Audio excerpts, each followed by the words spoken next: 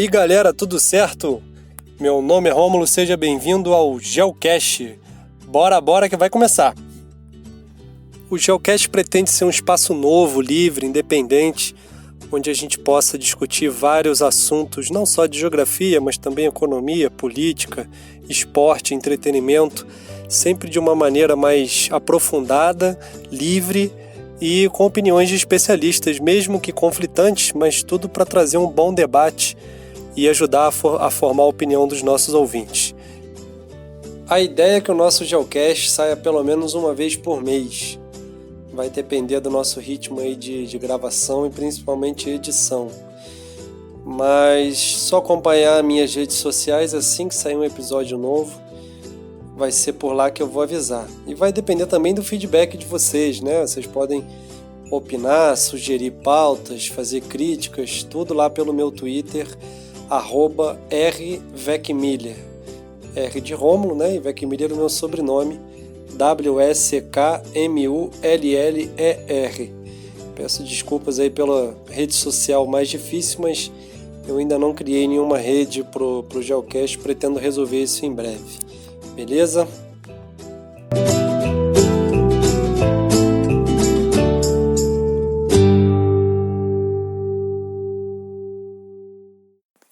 E nosso primeiro programa é um tema importante, né? Um tema principalmente nos últimos anos, né? Desde a crise de 2008, é um tema que vem aparecendo cada vez mais na pauta dos principais jornais, que é a ascensão ao poder de grupos de extrema-direita. E eu trouxe dois professores de história, né? Nada melhor do que dois professores de história para ajudar a entender essas questões atuais e quais as diferenças com os antigos grupos de direita. Então, nós temos o professor Roberto Schiffler Neto. Ele é formado em História e Ciências Sociais pela Universidade Metodista de São Paulo e está fazendo mestrado em Educação pela UFRJ. Também trouxemos aqui hoje para conversar com a gente o professor Rodrigo Peixoto Pires. Ele é formado em História pela Veiga de Almeida, tem pós-graduação em História Contemporânea pela Universidade Cândido Mendes e mestrado em História Política e Cultura pela UERJ.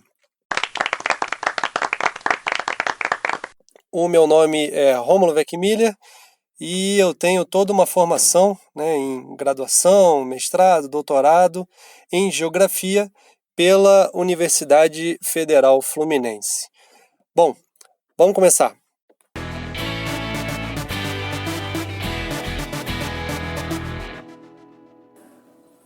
Fala galera, vamos direto ao assunto. Vamos conhecer os nossos participantes. E aí, Rodrigo, tudo bem? E aí, Rômulo, tudo tranquilo. Com você? Beleza. E aí, Roberto? Fala, Rômulo, tranquilo? Beleza, Rodrigo? Dois professores de História vão participar do nosso assunto, do nosso podcast. E vamos começar direto. Vou perguntar aos dois, quem que sentir a vontade de falar primeiro pode falar. Qual a diferença da essa extrema-direita, né, que alguns chamam de populismo de direita, para a extrema-direita lá da década de 30 e 40? E se puder explicar para a gente o que é populismo de direita também, fique à vontade. Então vamos lá. Primeiro, acho que é uma definição de um conceito, né? O populismo é um conceito que ele é um pouco difuso de falar nele. Ele, dentro da história ainda, ele não está muito bem direcionado do que é. Tem algumas correntes historiográficas que consideram populismo, outras não, né? E falar em direita, na atualidade, a extrema-direita na atualidade, a extrema-direita na década de 30, a gente tem que começar a ver a direita numa questão plural, como direitas, né? Então, assim, o que a gente pode começar a comparar essa direita é a questão, principalmente aqui no Brasil, Estados Unidos, e não muito na Europa, é que no plano econômico, essa extrema-direita ela viu que ela só conseguiria atingir postos-chave dentro de uma normalidade democrática, muito entre aspas, né, normalidade democrática, ela só atingiria se no plano econômico ela aceitasse os preceitos neoliberais, né? Então ela viu isso, aceitou o jogo e aceitou participar. Isso é um limite hoje que se impõe, por exemplo, à extrema-direita na França, ou em outros lugares da Europa, que são anti-globalização, que são anti-integração, anti-bloco europeu, e aí elas acabam esbarrando nessa questão neoliberal da própria Europa e elas acabam tendo um limite ali, um teto, vamos dizer assim. Sim.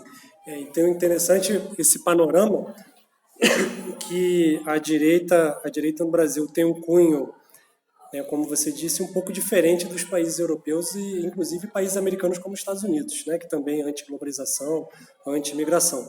Mas, Roberto, e diz pra gente o que essa direita na atualidade se difere sobretudo das direitas lá da década de 30, década de 40, do nazifascismo. Eu acho que quando a gente entra nessa questão do populismo, inclusive dentro da própria historiografia, ele serviu em um dado momento para ocultar as lutas que as próprias esquerdas desenvolveram em um determinado período. Isso não serve só para o Brasil, isso serve, na minha visão, também para a própria América Latina como um todo, que a gente às vezes associa esse termo populismo como uma questão de que o Estado e a própria pessoa, isso no movimento consensual, e que a própria pessoa que liderava o Estado oferecia como benesse aqueles direitos, isso da década de 30 em diante, quando, sobretudo aqui na América Latina, os Estados nacionais, enquanto república, passavam a tomar um corpo. E quando a gente contextualiza aí desse outro lado da extrema-direita, no dia de hoje, eu ainda tendo a fazer uma análise de uma manutenção, tanto da própria ordem econômica vigente, buscando se adaptar ao modelo de sistema mundo, Quando, por exemplo, o Rodrigo fala a questão, você mesmo, Romulo, fala a questão dos Estados Unidos, utilizar de algumas das ferramentas atuais para que os países que se colocaram na frente, no centro do sistema capitalista internacional, ainda consigam se manter a ordem econômica, social e também política da respectiva sociedade. E esses grupos eles acabam se adaptando, E o que a gente está vendo no dia de hoje, tanto na Europa, nos Estados Unidos, algumas coisas ocorrendo aqui na América Latina. Nas últimas semanas, o exemplo do Peru e do Equador, falando aqui da nossa região, mas hoje com um discurso, vamos dizer, diferente, com a pauta da corrupção no centro desse debate. O exemplo do Peru é muito constante para a gente falar, inclusive associar a questão do Brasil, falar da própria Odebrecht, a relação que existia entre empresa e o que está acontecendo no Peru. Então eu vejo que hoje a extrema-direita ela busca, através dessas narrativas que acabam sendo tomadas no gosto do senso comum, a própria neutralização da camada mais popular da nossa sociedade. Importante você falar tocar no assunto violência. Eu trouxe alguns dados aqui interessantes. O Brasil, na América do Sul somente, a América Central tem dados de violência maiores do que a da América do Sul, mas aqui na América do Sul o Brasil só perde para a Venezuela. A cada 100 mil habitantes, a taxa de homicídio na Venezuela é 57 contra 31 do Brasil. E é interessante você fazer um paralelo, que aqui um exemplo de país violento na América do Sul sempre foi a Colômbia. Em 1990 eram 80 por 100 mil e agora a taxa é de 25. Esse aumento da violência no Brasil pode explicar a ascensão de um governo como o do Jair Bolsonaro, por exemplo? Sim, ela pode explicar por conta também do outro lado, A gente pode dizer que as esquerdas governaram o Brasil aproximadamente 13 anos e não tocaram um projeto de uma política de segurança pública que fosse mais profunda. E aí, na ausência desse projeto, essa extrema-direita ela cresce com um discurso simplório, um discurso de combate à violência usando a própria violência, usando os mecanismos do Estado, e a população, vamos dizer assim, mais pauperizada, ela acaba sendo seduzida por esse discurso por alguns outros fatores, e principalmente por não haver um contraprojeto que se propõe a combater de uma forma mais séria esse problema que é crônico, acho que na América Latina, vamos dizer assim. Essa violência que está entranhada aí, que a gente vê que é um problema que está relacionado a um problema social, mas que também não pode ser atacado só como um problema social, ele tem que ser atacado em várias frentes. E isso não é apresentado para essa população como alternativa. Então ficam uns discursos simplórios por parte das esquerdas, tipo como o fim da polícia militar, e não apresentam nenhuma pauta além disso, de uma discussão mais profunda. O que seria, o que viria após o fim da polícia militar? A gente sabe que a polícia militar é algo tenebroso, mas o que viria com isso? Qual é a discussão? Qual é a força policial? Ela é necessária dentro de toda a sociedade. E aí como é que seria essa construção dessa nova polícia? Como é que isso seria feito? Tem um grupo de policiais antifascismo no Brasil que eu acho que é interessante, que trata um pouco dessa questão, né? De tentar tirar um pouco das forças de segurança essa mentalidade de doutrina de segurança nacional, essa mentalidade de um inimigo interno, que inclusive que pauta a atuação dessas polícias, inclusive nas comunidades, né? E muitas vezes a questão do aumento da violência está bem relacionada a esse viés, né? Acho que tem uma questão muito complexa também nisso, que quando você fala da Colômbia, né, dá o exemplo da Colômbia, há 20 e poucos, 30 anos atrás, a Colômbia era uma região em que o narcotráfico abastecia grande parte do mundo. E hoje eu vejo também, inclusive tem uma pesquisa recente que se chama Atlas da Violência 2019, que ela indica como que algumas regiões do Brasil, sobretudo o Nordeste e Norte, passa por uma reorganização do tráfico no nosso território, né? Então, há pouco tempo que a gente teve os chamados governos, né, de esquerda, sobretudo isso na figura do PT, a gente teve inclusive dificuldade para fazer a gente não fez uma reforma no sistema carcerário, no sistema penal como um todo. Então a gente está cada vez mais, além de estar vendo toda essa reorganização de uma forma de violência, reproduzindo a violência e jogando pessoas para cada vez mais dentro desses espaços onde a violência só sobrevive pela própria violência, que são os presídios e a própria estrutura do tráfico como um todo. Sim, e é interessante, vocês, além da violência, alguns livros da literatura internacional que tentam entender a extrema-direita, além da questão da violência que é mais regional aqui, né, do continente americano, sobretudo a América Latina, tocam em um tripé que sustenta os discursos desses governos bem mais à extrema-direita, né? Que seria a questão da mão invisível do mercado à volta desse discurso neoliberal, como se o mercado fosse uma força invisível que resolvesse todos os problemas, é a questão do fundamentalismo religioso e a volta desse pensamento anti-vermelho, né? Esse anticomunismo, esse medo da volta do comunismo, que na verdade nunca chegou a acontecer aqui no continente americano, né? Não na maneira como a gente já observou no mundo. Eu queria que vocês comentassem um pouquinho sobre esse tripé, se vocês concordam, discordam, enfim.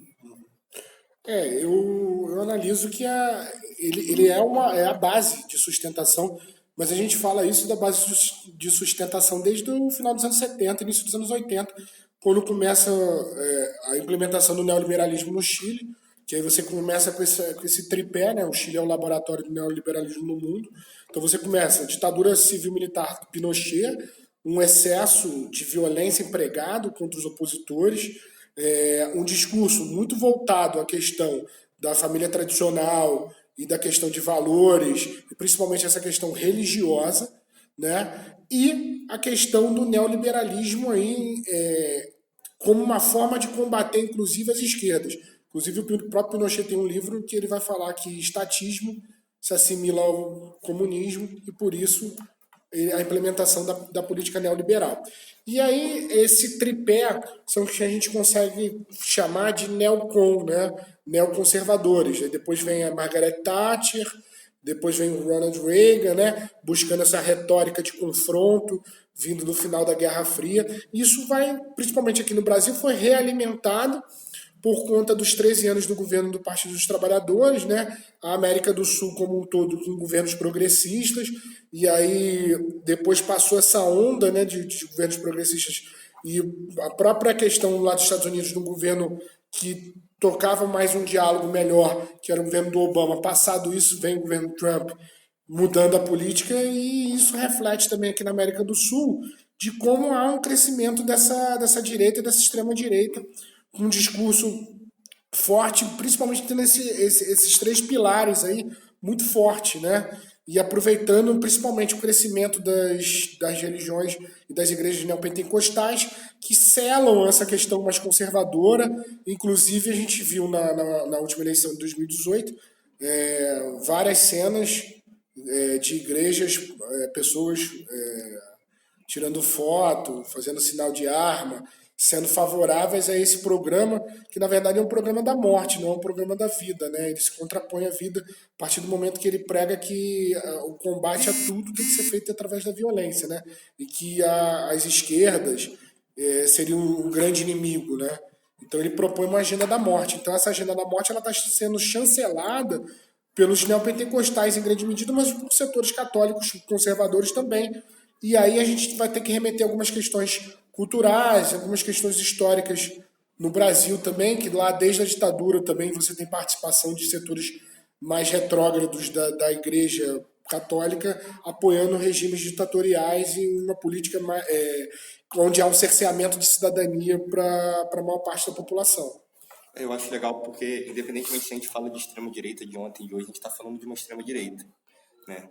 Em que ela possui o seu objetivo na questão de falar da mão invisível, de se manter na ponta do sistema econômico internacional, e no caso a gente está falando do sistema regional, mais especificamente nacional, falando de Brasil. A gente vê, inclusive, que hoje os índices de desigualdade voltam a crescer. Questões que vão desde o preço do gás subindo e, consequentemente, você tendo que voltar a famílias, pessoas tendo que cozinhar a lenha, voltar a cozinhar a lenha, isso se integrando numa qualidade de vida abastecida num certo período anterior, e como que isso, no final das contas, serve para que aquilo que a gente falou no início, a lógica seja mantida, e que uma elite de hoje, da nossa região do Brasil, mas que tem uma relação com o passado, mantenha-se na liderança, na ponta do sistema político e que favoreça a si, consequentemente, como o Rodrigo falou, os valores de cidadania que, em algum momento, e para algumas pessoas, foram tidos como universais e consolidados, a gente está vendo que não. A cidadania é uma coisa que se movimenta, os valores se movimentam, e tudo isso se faz enquanto um processo de disputa. Nesse momento em que essa dita extrema-direita atual volta a se sobrepor, tanto a valores como a grupos que, anteriormente, nos últimos 15, 16, 20 anos, ofereceram, né, algumas condições de melhoria de vida para o povo da nossa região. Interessante você falar de elite, né? Vou lançar um assunto diferente aqui. Uma boa parte da elite, sobretudo aqui em Petrópolis, na cidade que a gente está gravando, apoiou o atual governo com essa pauta um pouco mais violenta, né, do que vinha sendo empreendida até então. Mas eu acredito que nem todas as pessoas são a favor dessa violência. Então, qual a característica da nossa elite, sobretudo a classe média, que levou essas pessoas a votarem num governo com uma pauta um pouco, talvez, diferente do que elas pensam? Se eu não me engano, Petrópolis, em um momento, votou numa candidatura, numa chapa progressista. Isso foi no segundo turno da primeira candidatura do Lula, na eleição de 2002, se eu não me engano. Fora isso, a gente tem uma realidade de voto do petropolitano que, na verdade, não condiz com a história do próprio cidadão petropolitano e, de uma maneira geral, com a história do cidadão brasileiro. Que, por mais que a pessoa, os indivíduos defendam em voto uma coisa, eu acho que se essas pessoas tivessem a real consciência. Real consciência pode surgir até como redundante, né? Porque se a gente entender que a consciência é uma coisa que você vai dominar, conhecer mais de uma vez plenamente, as pessoas não partiriam para certas decisões como a gente vê isso ocorrer no dia de hoje. Petrópolis, por exemplo, é uma cidade que no início do século XX abarcou uma das principais greves operárias no Brasil. Luiz Carlos Prestes vai e fala que se a gente tivesse 100 cidades como Petrópolis, a gente faria a Revolução Brasileira. Isso em referência à greve de 1917. E Petrópolis tem uma história trabalhadora. Petrópolis tem uma história em que a gente abarcou várias empresas no início do século XX. Pessoas que trabalharam, pessoas que entregaram a sua vida e que, no final das contas, deixaram, se a gente for fazer essa comparação, né, no tempo, deixaram descendentes que até hoje a gente está reproduzindo esse status quo, tanto no nome de cidade imperial como na representação do voto. Então, acho que se as pessoas conhecessem aquilo que elas fazem, tivessem consciência daquilo que elas fazem, elas certamente não fariam aquilo que elas fazem. E em relação, por exemplo, à religião, né? Vocês falaram do fundamentalismo religioso. Os neopentecostais, com certeza, uma boa parte deles não são a favor de violência ou políticas mais violentas como as implementadas pelo governo atual. Mas mesmo assim, o que levou essa pessoa a votar numa política que é incompatível com os preceitos da sua própria religião, né? Dentro de uma igreja, todo mundo fazendo arminha, o Bolsonaro num comício religioso fazendo arminha, e ali aquelas pessoas naquele momento participando e reproduzindo aquilo, mesmo talvez sem concordar com aquilo. O que você acha aqui? Eu analiso que é o seguinte, uma parcela significativa dessa população, ela abraçou lá atrás um discurso que é interessante de distribuição de renda, de maior acesso, de ampliação da cidadania e maior acesso a equipamentos e lugares para estudar e uma série de questões. Só que, ao mesmo tempo, essa cidadania ela foi uma cidadania que foi capada, vamos dizer assim. Ela é manca porque ela foi atrelada principalmente ao consumo. E a partir do momento que você não consegue dar mais consumo, ela abandona o projeto, que foi o que ela fez. E ela se sentiu abandonada. E aí entra uma outra questão também, aí que eu acho que a religião aí, por ela estar com elementos mais conservadores de questão de manutenção da família, e você está, por um outro lado, propondo uma diversificação de valores com relação do que é a família, da sexualidade, do gênero e tudo mais, aí eu acho que essa questão fica um pouco mais na defensiva, e por isso, em grande medida, levou esses setores ligados aos neopentecostais a apoiar soluções que sejam simplistas, que para eles resolveriam todos os problemas com uma certa simplicidade, né? Que a população não quer nada muito complexo, ela quer algo simples que ela consiga fazer, uma solução simples. Se alguém chegar e apresentar um problema complexo com uma solução simplória, ela abraça esse projeto. Muitas vezes, como a gente está vendo aí, é uma questão mais de retórica do que de prática, né? Porque a gente está passando o tempo, a gente já vai fechar daqui a pouco um ano de governo, e discursos bravatas nos sustentam índices de desemprego e redução de consumo tão elevado como tem acontecido no Brasil. Pegando um gancho nisso que o Rodrigo falou, eu tive uma vez numa palestra da Anita Prestes, a Anita, que é professora na pós-graduação em História na UFRJ, e eu me lembro muito bem quando a Anita falou que o governo recente, o governo do PT, ofereceram condições objetivas para que o trabalhador viesse a ter uma ascensão, viesse a cumprir uma mobilidade vertical, né, nessa ascensão de vida, enquanto não promoveu condições subjetivas para que ele próprio entendesse o que estava acontecendo no cenário. O que a gente vê no dia de hoje sobre isso? Pessoas que falavam: não, mas peraí, eu comprei esse carro, eu comprei essa casa porque eu consegui, sem entender que isso também foi fruto, mesmo que através de uma conciliação de classe, que é a visão que eu tenho, né, do que os governos do PT realizaram nesse último período, mas que isso também foi fruto de políticas públicas em que um sistema, uma regra, passa a corroborar com esse tipo de mobilidade que as pessoas passaram a realizar. Não mudou tanto que a gente pode dizer o seguinte: o cara consumia uma TV de LCD e tudo mais, mas ele assistia programas conservadores, como Wagner Monte, por exemplo, do Rio de Janeiro. Você chegava numa favela, o cara pauperizado, lá com a TV dele nova, mas assistindo programas que passam tudo o oposto que estava acontecendo ali, vamos dizer assim, que se propunha acontecer, de uma liberalização, inclusive, dos costumes. E aí, outra coisa também foi não mexer nessa parte da mídia, que eu acho que foi fundamental a gente continuar propagando ideias conservadoras dentro de um grupo midiático que é fechado, que a gente sabe que é fechado, controlado por poucos, que há poucas alternativas fora disso, a internet, aqui a gente fazendo é uma delas, mas que não se mexeu nisso, que é um calcanhar de Aquiles, que passaram-se 13 anos o governo do PT fazendo coisas positivas, o saldo geral foi positivo, mesmo que a gente está fazendo aqui várias críticas, até uma maneira um pouco mais profunda, mas que o saldo é positivo, e esse saldo positivo ele foi transformado num saldo muito negativo, né? As pessoas não lembram que a gente chegou até a quinta maior economia do mundo durante o governo Lula. As pessoas não se lembram como havia o respeito no cenário internacional, a posição do Brasil, a questão de procurar comércio com outras áreas do planeta, sul-sul, tirando essa questão de olhar só para a Europa e Estados Unidos.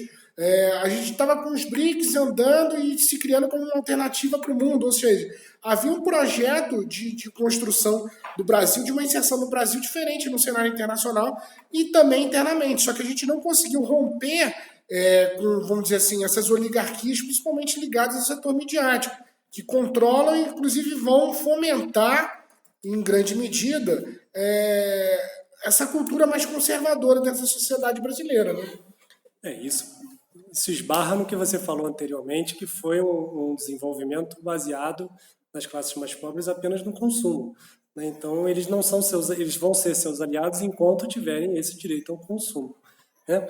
Enfim, vocês fizeram várias críticas à esquerda, então a gente já está chegando no final. Eu queria que vocês comentassem, né? Inclusive, uma das críticas à esquerda é a falta de autocrítica, o que não faltou aqui ao longo desse podcast. Então eu queria pensar um pouco com vocês em futuro. O que a esquerda deveria fazer daqui para frente? A esquerda, não, as esquerdas, né, que é uma pluralidade de pensamentos.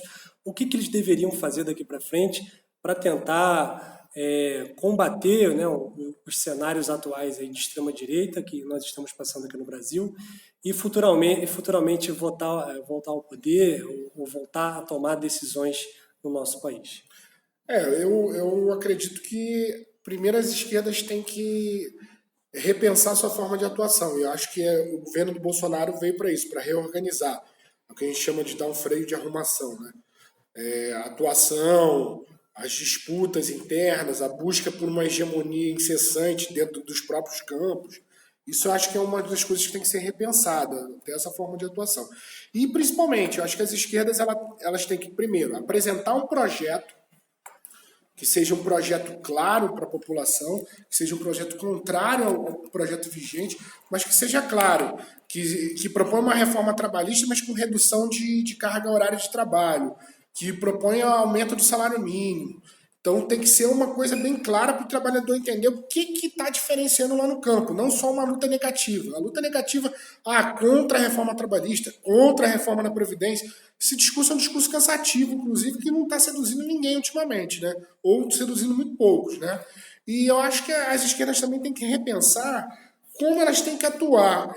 Primeiro, ter uma questão de buscar o que as une, não o que os diferencia. O que a gente viu nos últimos 30 anos, sei lá, 40 talvez, ou mais, é as esquerdas mais preocupadas em discutir o que diferenciam entre elas do que o que as unia. E isso causa divisão. Uma outra coisa é buscar também, até nessa questão, um consenso negativo. Um consenso negativo no seguinte sentido, um consenso antidireita. E aí, a partir disso, construir elementos básicos, comuns, que as unem e que elas conseguiriam tocar num projeto de uma grande frente ou uma grande aliança, que eu acredito que não deveria ser só eleitoral, mas deveria ser para atuação no dia a dia e na busca de uma mudança efetiva no Brasil, o que a gente não teve, né, dentro desses últimos anos, né? Eu vejo justamente isso, que as esquerdas saibam sair nesse momento da defensiva e passem a arrumar para um momento de proposição. Porque senão a gente só vai ficar sendo pautado pela própria direção que hoje essa extrema-direita nos oferece. Que a gente saiba, que as esquerdas saibam reorganizar suas estratégias e principalmente suas táticas, e que uma possível vanguarda desse sentido possa fazer com que a gente realize algo que, infelizmente, a gente não conseguiu, na minha visão, em nenhum momento da nossa história. Realmente ter um grupo que a esquerda lidere isso, que faça com que a gente venha transformar não só os sentidos, né, mas as estruturas da nossa sociedade. O Florestan Fernandes falava muito isso, que o Brasil, ele infelizmente não teve nem mesmo uma burguesia que pudesse nos elevar como no caso, quando a gente vai fazer essa análise, foi a América Latina como uma grande parte, né? Viesse a nos elevar em uma condição de fazer com que a gente saísse desse patamar de periferia,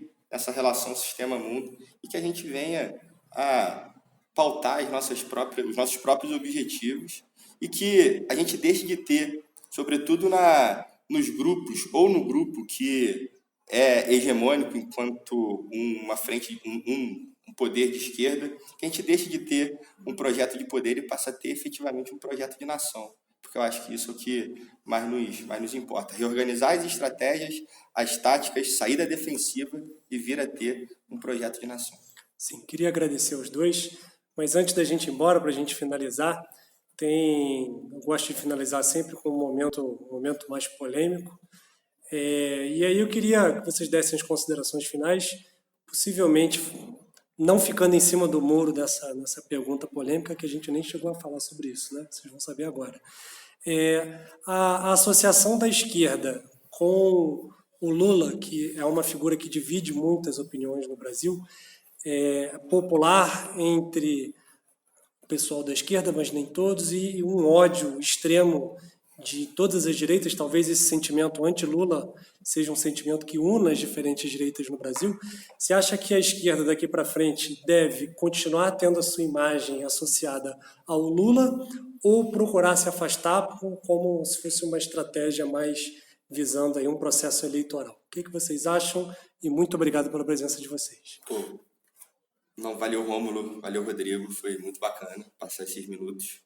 Tomara que a galera curte, a galera vai curtir bastante e sem ficar em cima do muro. Eu acho que a esquerda não pode ser refém apenas de uma pauta de Lula livre. Embora que eu entenda também que para a gente reconstituir certa ordem democrática atualmente no Brasil, a gente precisa que o próprio Lula tenha um julgamento que seja considerado sem interferências políticas, que a gente viu no último período na figura do Sérgio Moro, com a relação que ele construiu com o Bolsonaro e toda a ordem que a Lava Jato produziu no futuro político, né, no nosso país.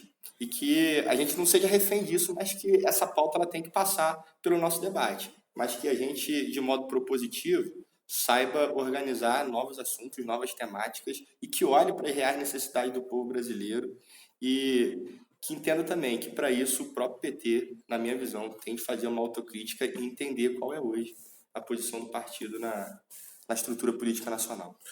Queria agradecer aqui ao Rômulo, ao Roberto, esse bate-papo que foi bem legal, e externar minha opinião com relação a isso. Assim, Rômulo, eu gostaria de colocar que o Lula é um prisioneiro político hoje do Estado brasileiro. Quero e faço faço campanha e me mobilizo para que ele seja solto, né? Mas eu acho, corroborando o que o Roberto falou, eu acho que a questão das esquerdas e da atuação no Brasil não se resume a uma pessoa. Mesmo a figura da dimensão do Lula, a importância que ele teve, eu acho que está para além disso, para além de projetos pessoais de poder. Eu acho que é um projeto coletivo que envolve mais de uma instituição, não pode ficar num beco ou numa pauta única em cima de uma determinada personalidade, né? Eu acho que as esquerdas elas têm que ir para a proposta, discutir qual é o modelo de sociedade que elas querem, de uma maneira clara, superar essas divergências até então que elas têm, superar um pouco dessa figura da questão do Lula, não superar no bom sentido, de trazer um governo que seja melhor do que o dele foi, mas que não se resuma a disputas hegemônicas dentro do Estado brasileiro, que não se resuma a se contentar a sentar na mesa com a burguesia brasileira e esperar ser convidada para comer a sobremesa, porque não vai nem conseguir comer o jantar, quanto mais a sobremesa, né? Então ter um projeto popular, um projeto socialista e popular, né, que traga benefícios para a população, que divida a riqueza e que mude a estrutura da sociedade brasileira a fundo, né? Obviamente, os assuntos levantados pelos nossos participantes aqui nesse podcast são apenas o início de uma discussão muito, muito complexa, né? As extremas direitas têm características muito diferentes, enquanto que na Europa e nos Estados Unidos o discurso mais forte é o e Imigração. Aqui no Brasil, a pauta, né, desses grupos de extrema-direita chegou ao poder através de um discurso anti-violência muito contundente, anticorrupção e principalmente anti-PT. Né? Parece que nos últimos anos no Brasil convencionou-se que a corrupção ela acontece somente dentro do PT que esteve no poder aí nos últimos anos no Brasil. É interessante a gente notar que esse grupo atual no poder, né, a família Jair Bolsonaro e sua família, vem sendo alvo aí nos últimos meses de denúncias de corrupção, principalmente o filho de Jair Bolsonaro lá na Câmara Municipal do Rio e o famoso caso Queiroz. Já o partido que Jair Bolsonaro faz parte, o PSL, também vem sendo alvo de denúncias de corrupção no caso dos laranjas, né, principalmente lá em Pernambuco. E o líder do PSL na Câmara acabou de entrar numa rusga com o atual presidente, na medida em que vazou um áudio do presidente falando para um apoiador para esquecer o partido PSL, que está com a imagem muito queimada, né? E o delegado Valdir acabou comentando que se o terreno dele está sujo, o do presidente também está por causa das denúncias contra os seus filhos. Ou seja, né, aquele que chegou ao poder com um discurso anticorrupção e apoiado aí pela elite brasileira, classe média, elite brasileira, com esse discurso anticorrupção, acabou caindo nas próprias mazelas aí do nosso sistema político. Resta saber como é que isso vai cair no noticiário, como é que vai cair principalmente na opinião pública nos próximos meses e principalmente na próxima eleição. Mas isso vai ser um assunto que vai ficar para os nossos próximos podcasts aí. Queria agradecer novamente os nossos participantes, né, que gentilmente aceitaram o convite, Rodrigo e Roberto. E queria agradecer a você, ouvinte, que ficou até agora, até o fim, que curtiu o nosso bate-papo. E peço também que você nos ajude na divulgação, né? Compartilhe com os amigos, mande o link ou dê sugestões através do meu Twitter. Participe aí da montagem de pautas das próximas edições do nosso Geocast. Beleza? Então um abraço, até a próxima, valeu, falou!